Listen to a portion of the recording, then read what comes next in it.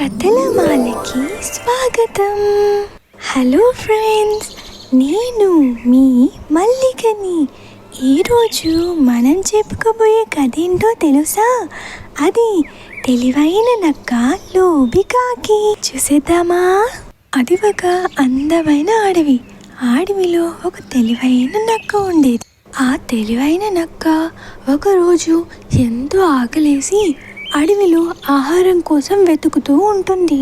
ఇంతలో ఒక కాకి చెట్టుపై జున్ను ముక్క నోటితో పట్టుకొని ఉండడాన్ని ఈ నక్క గమనిస్తుంది.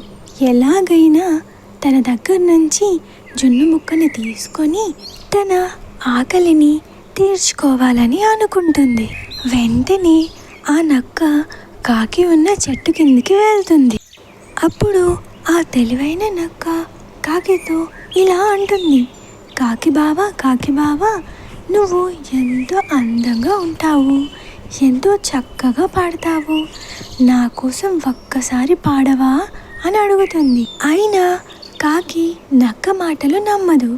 అప్పుడు కాకి ఇలా అంటుంది, నా గొంతు ఎలా ఉంటుందో నాకు తెలుసు, నేను నల్లగా ఉంటాను, ఎవ్వరూ నన్ను ఇష్టపడరు, ఇలా ఇంకోసారి నాకు చెప్పుకో, ఇక్కడి నుంచి వెళ్ళిపో అని కోపంగా అంటుంది. అయినా నక్క అవేవి పట్టించుకోకుండా కాకితో ఇలా అంటుంది, నా కళ్ళతో చూడు, నా చెవులతో విను, నువ్వు ఎంత తీయగా పాడతావో అప్పుడు తెలుస్తుంది. ఆఖరికి ఆ నక్క మాటలు నమ్మిన కాకి నేను తీయగా పాడతానేమో అని కావు కావు కావు కావు అంటూ పాడుతూ ఉంటుంది.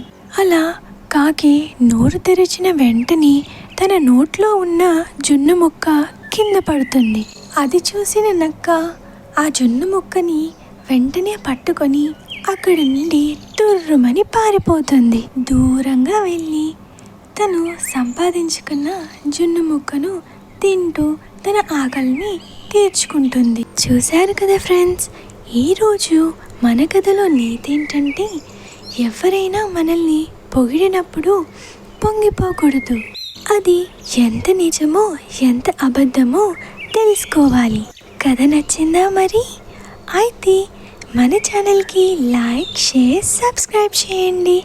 మరో కథతో మళ్ళీ కలుద్దాం. Bye bye friends.